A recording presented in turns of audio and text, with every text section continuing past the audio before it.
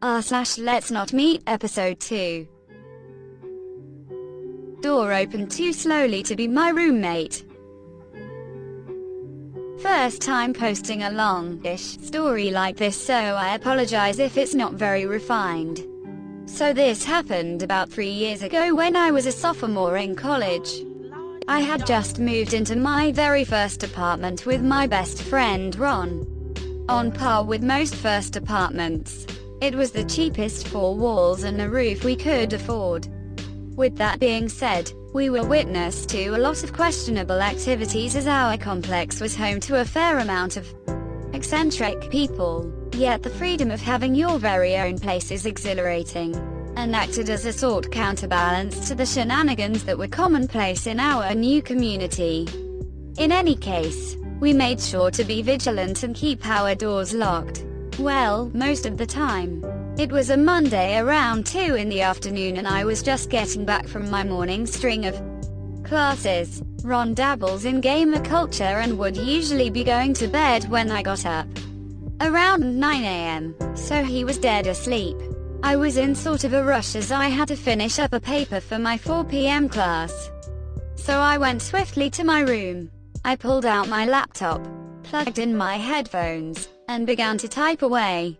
After about 30 minutes of typing, ABBA blaring in my ears, I noticed my door begin to open. The movement was lethargic and cautious, yet it stopped abruptly after the door had opened about an inch wide. More specifically after I took notice.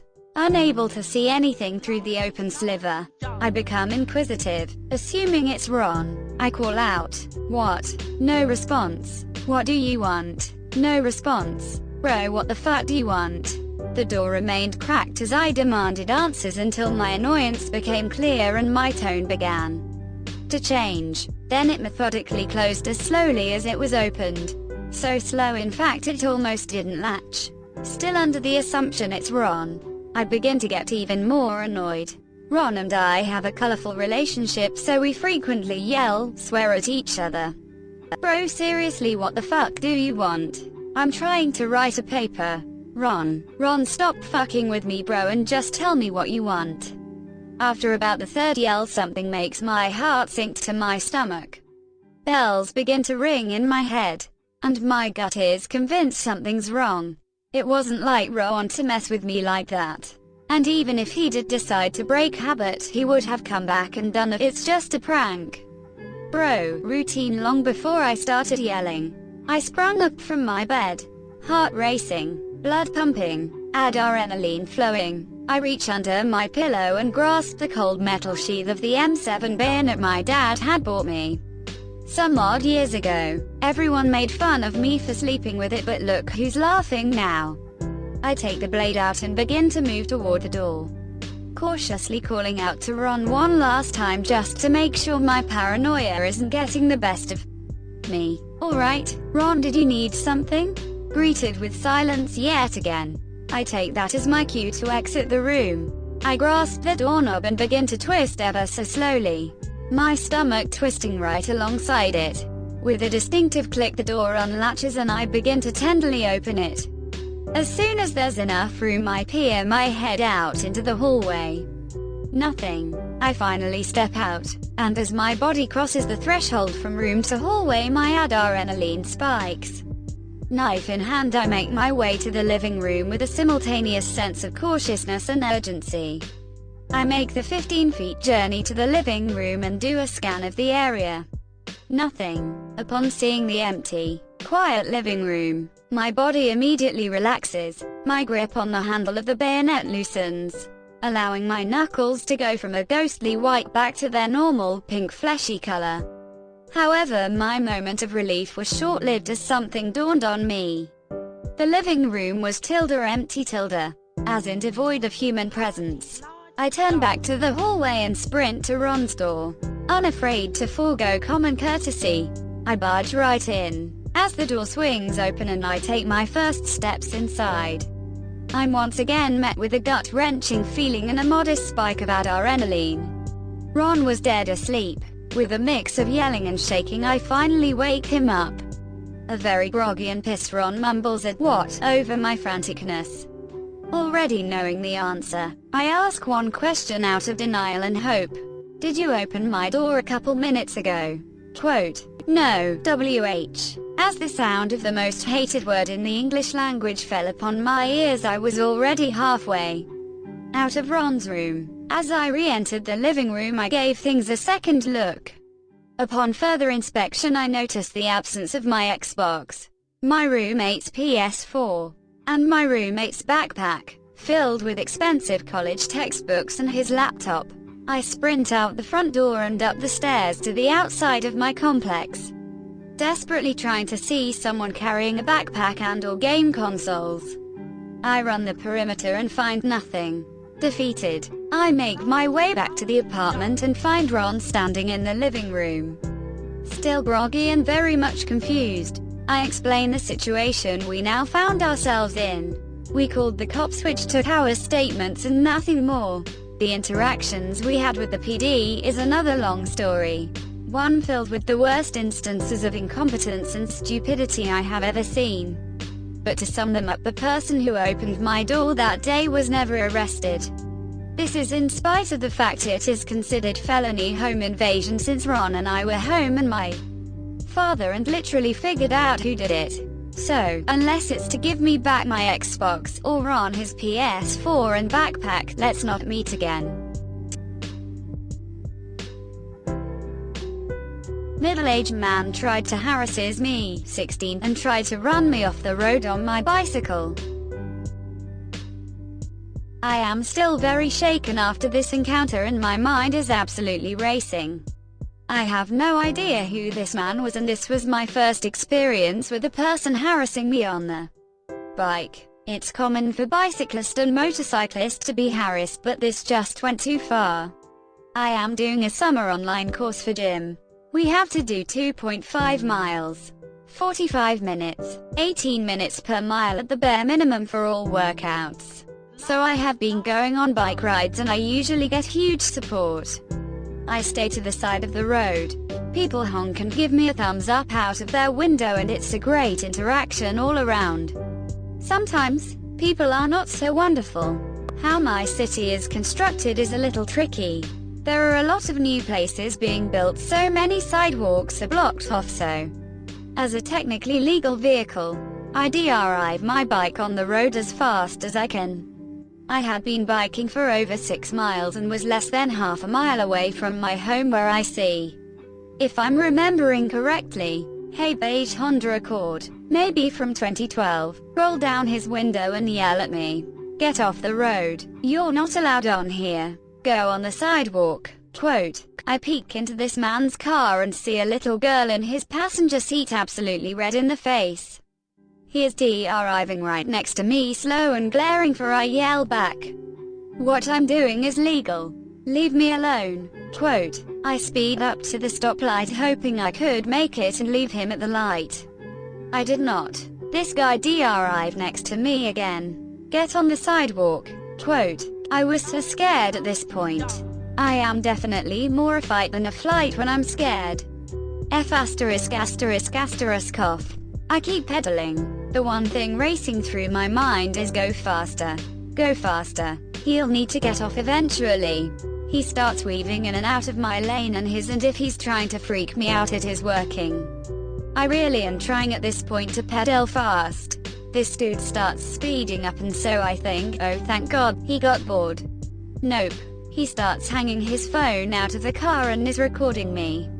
When he passes, I flip my good old friend the bird and he gets excited and turns the phone towards me. I put my hand back on the handlebars and pedal very hard up an incline at this point. There are other drivers going the opposite direction that see me flip him off and his phone. I even saw one guy's eyes widen, but that might have just been my tired eyes. Finally the guy gets off at the exit and I keep going straight. I plan if he started to follow me home, there's a giant church near it, so I'd go to the church and go inside and hopefully then he'd leave me alone. Thankfully that didn't happen. I really do never want to meet this guy again unless it is in court.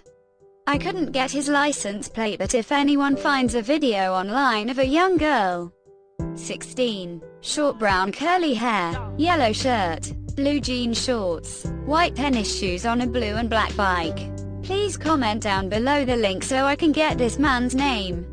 I want to press charges for him driving below the speed limit, harassing a minor on his phone while driving, and videotaping a minor without parental permission.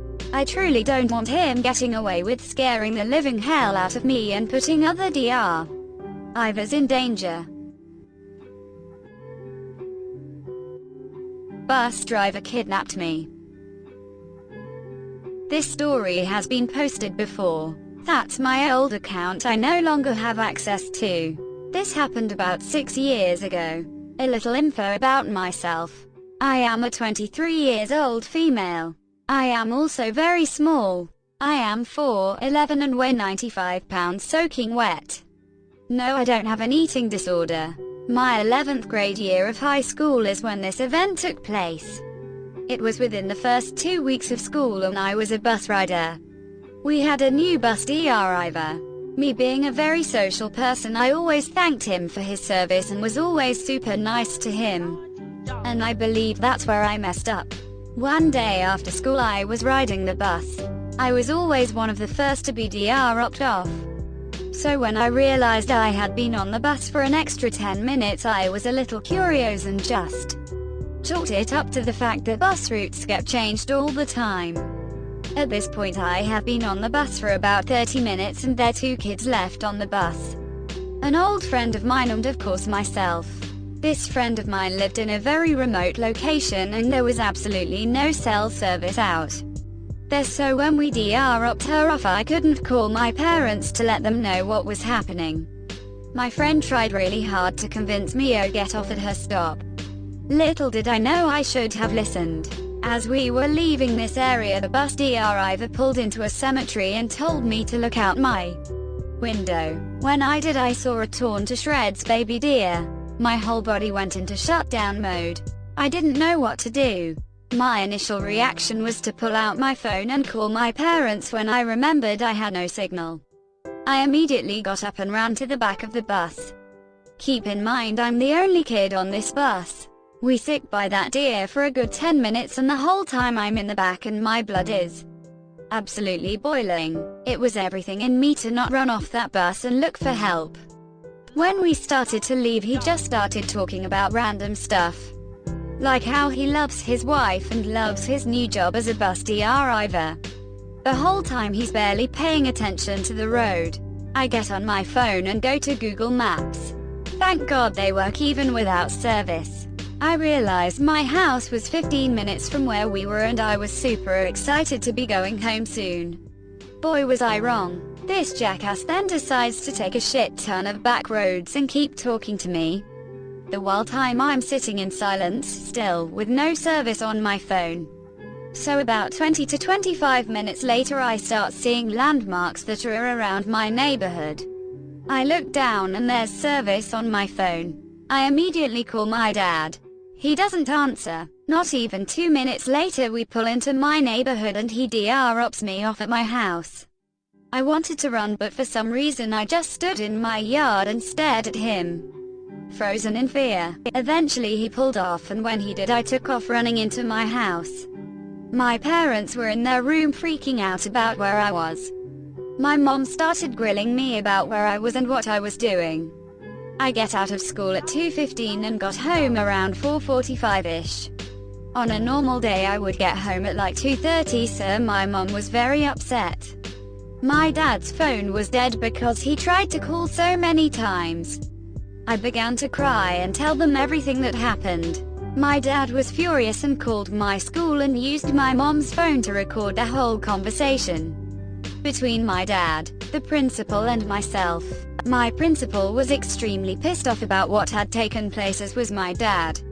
My mother was just cuddling me, asking me if I was okay and if anything else happened. I didn't go back to school for about 2 days. There was no formal investigation. The school handled it themselves. The bus driver denied everything, and when they checked camera footage, the camera happened to be covered by a sticker or something of the sort. Thankfully, nobody believed the bus driver and B was fired. I haven't rode a bus ever since. I know this isn't as creepy as most stories, but it's mine and it's still the most bone-chilling experience I have ever had. Also, I'm sorry about the format. I am on an iPad at work writing this. So creepy bus driver, let's not meet. For your sake! Exclamation mark. Creep threatens to kidnap me. This happened toward the end of 2017, beginning of 2018. I wrote everything down that night so I'd never forget. It was a Thursday. Normal doesn't describe any aspect of my life, so I wouldn't say it was abnormal Thursday at work. Just like any other, it wasn't. Well, it was in some cases. But we actually had some really important people in the building that day. It was kind of exciting. I work with people with varying disabilities. I'm part of a national organization that promotes the rights for people with disabilities. Since I was 11, I'd been hearing stories about the first members and old members who'd done so much to fight for the rights people have now. Those are people I'd grown up really admiring for all their hard work. I'd noticed this guy come into the building probably about 10 or 15 minutes before he started talking to me. The office building was one floor, so it was accessible, and therefore had a very open layout. All the desks and workstations were out in the open, except for a few of the managers' and boss offices. I'd recognized the guy after a few minutes, but I wasn't quite sure from where exactly. I was standing and talking to some important members of the community when he came over and got my attention. At first, I thought he just wanted to get his turn to talk to the people I was in the middle of chatting with. But it soon became very apparent that he wanted to talk to me instead. He said, "Hey, you look really familiar. Have we met before?" Being pretty used to this line of questioning, I responded, "Oh, you know what? I used to spend time here as a kid. That could be it." "Oh, yeah, must be. My name's Paul, by the way." He started asking me what I remembered about being a kid in such an interesting and colorful environment, to which I easily answered his questions, especially once he'd introduced himself. I recognized his name immediately from stories told by old friends and co-workers, but I couldn't remember if he was someone I should be associating with or not. Sometimes, my co-workers, who mostly really looked out for me, would warn me to stay away from certain people, but I really couldn't recall if he was one of those people or not. After about 20 minutes of chatting, I went back to work at my desk, in one of the most secluded corners of the office. Originally, I'd really liked that aspect about it. Pretty soon, though, I would come to really resent its position. Anyway, I'd gotten back to work, entering data into our database, and other various tasks I had to get done before the end of the day.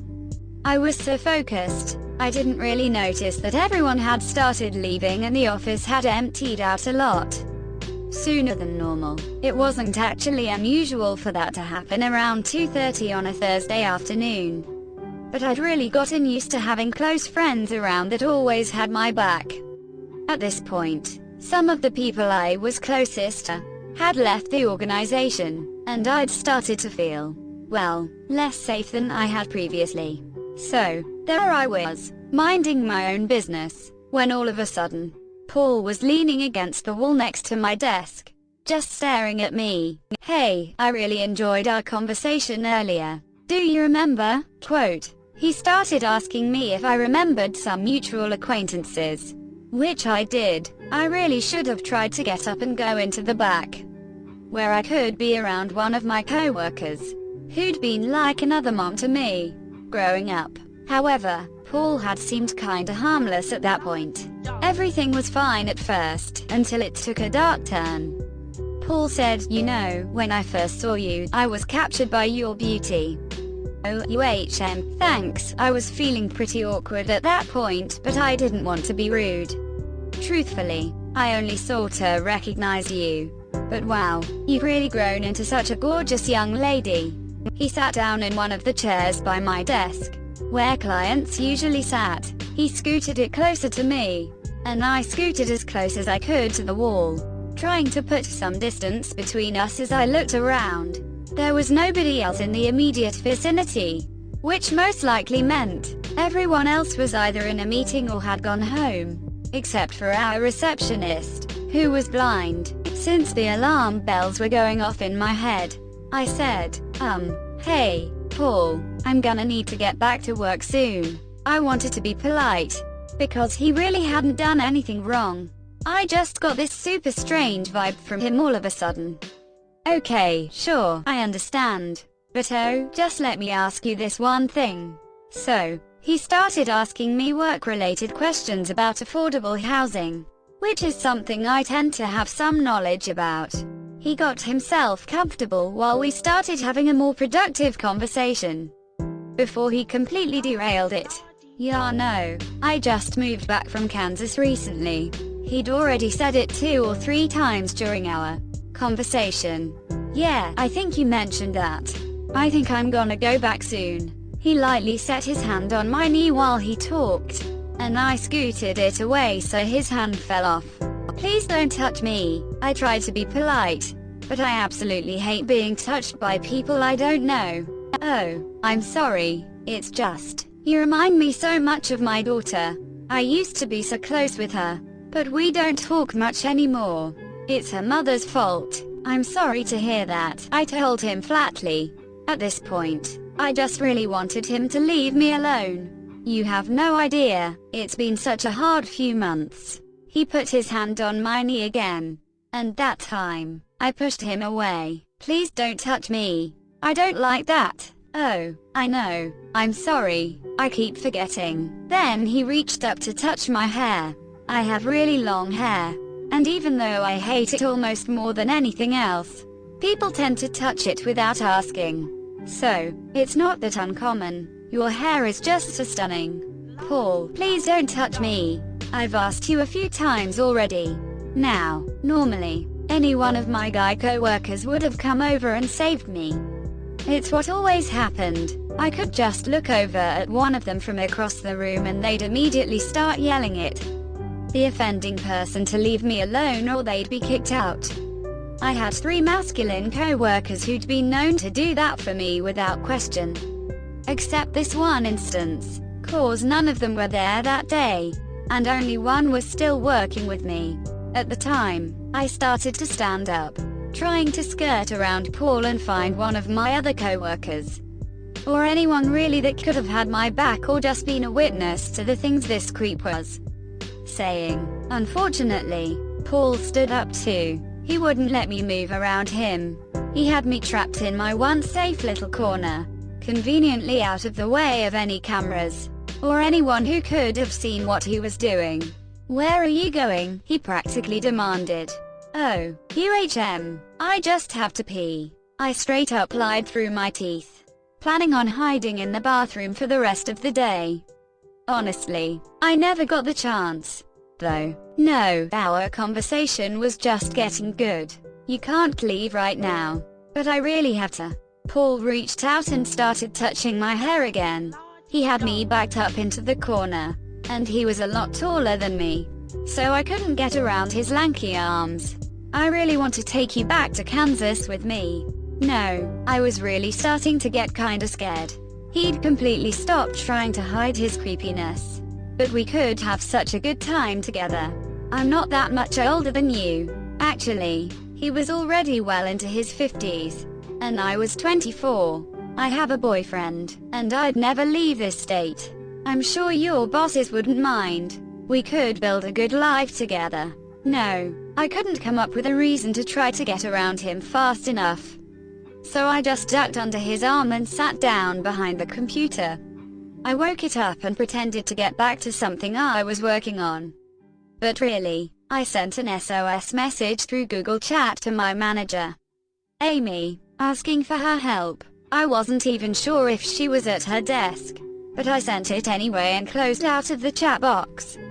While he was trying to look over my shoulder, I was nervous about keeping my back to him, but I really needed to send the message.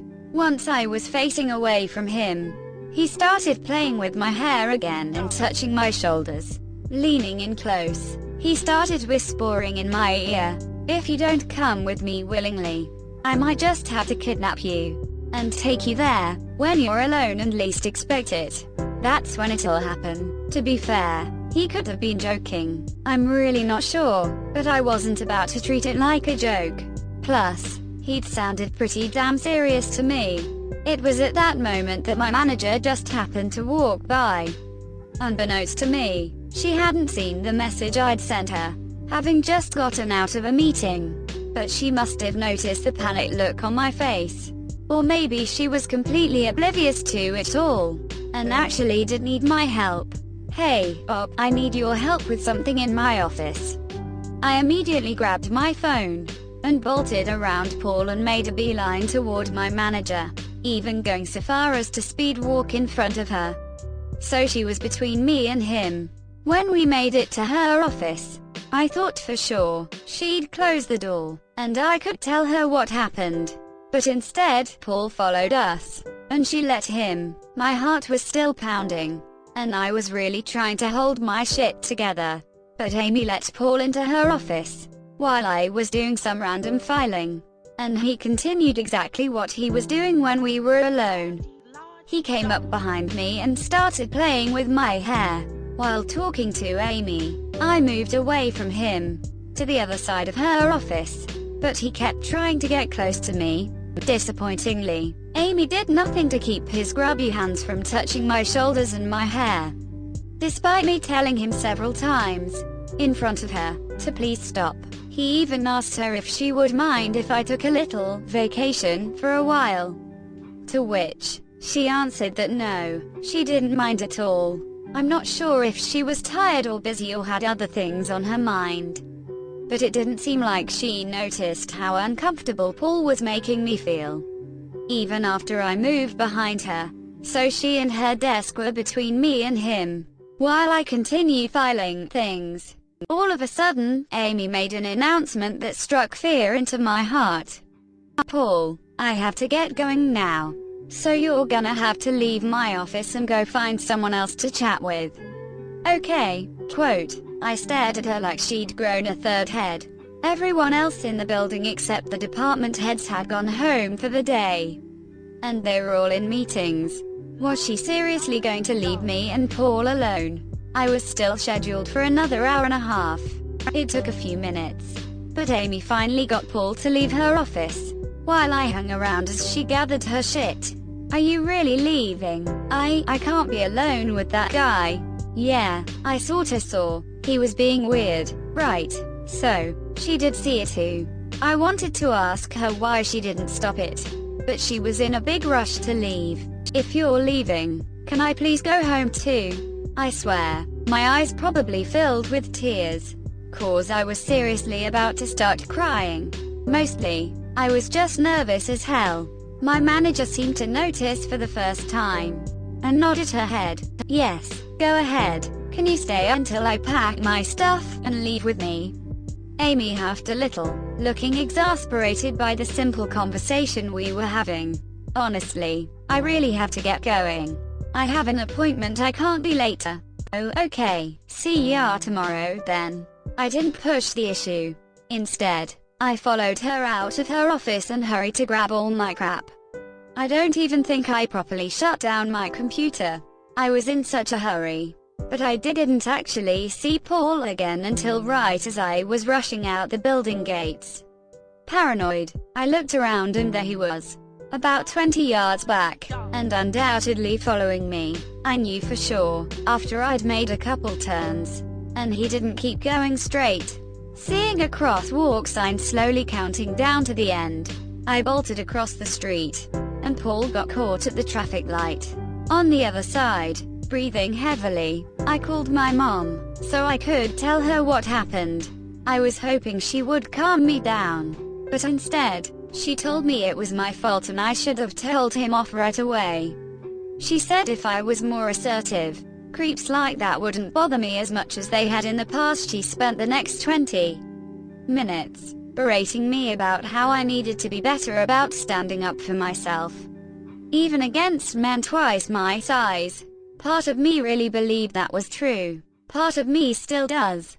The next day, I told one of my co-workers, Nora, who'd been around a long time, what happened, and she flipped out on Paul when she saw him next. She threatened his life a few times, which I wouldn't put it past her to take. Honestly, she's a terrifying woman, and demanded that he apologize to me. I would have been happy to never see the guy again, but as per her wishes, a few weeks later, he came up to apologize to me while she was standing a few yards away. He said he was sorry all sweetly, but as soon as Nora was distracted, he bent down and whispered a promise into my ear. "I'm still coming for you." I jumped away from him and bolted into the bathroom and locked myself inside until I was sure he was gone. I told Nora later and she said she'd take care of it. I'm still not sure what she did, but I never saw or heard from him again. The day after that very first incident, I told 2 other managers, including the one who'd done next to nothing to help me out, the operations guy, and the HR girl, what had happened, but they all seemed mostly uninterested. So, the incident just became another weird story that I'd sometimes tell if the topic ever arose of creepy clients. I never really shied away from talking about it, or hiding it from anyone. It was just a thing that happened. I moved on, except that a few months later, almost 4 or 5, the HR girl, Kelly, asked me to go on a private walk with her around the neighborhood where our building was located, so we could talk about something important. She kept saying it wasn't anything bad, and that I wasn't in trouble. But when we were far enough from potentially prying ears, she asked me about what happened with Paul. I told her every little detail. She apologized profusely that no one did anything at the time. She acknowledged that I'd been ignored by the management staff, and that no one had really stepped up to protect me from such a traumatizing situation. Her words. Then, she asked if I wanted to press charges. I told her I didn't see the point, as it had seriously been months since it happened, and he'd only come back once or twice since. Actually, I'd never seen him again after the day he tried to apologize to me. But even so, it became a big deal. All of a sudden, the director at our entire organization dragged me into her office and offered me trauma counseling and asked me to identify a picture of the guy, so everyone could be on their lookout. Apparently, after 4 months of silence, they were intent on making sure I felt safe again. All the bosses kept saying we should speak up immediately if we ever felt threatened. Whenever we had a meeting in the several weeks that followed, they asked me if I would mind if they announced to everyone on staff that Paul was banned from our organization and if I would mind their alluding to the reason. I said I didn't care, 'cause I didn't, really. Mostly, I just thought it was interesting that no one gave a shit until months after it would have done any good. It always kinda seemed like it got brought up in an executive meeting, and someone must have mentioned something about the potential for a lawsuit or some shit, and they were just trying to cover their asses. Which seemed fine, as long as they started looking after other employees, to keep everyone safe. Only, that didn't happen. Thanks for watching. Like and subscribe for more Reddit content.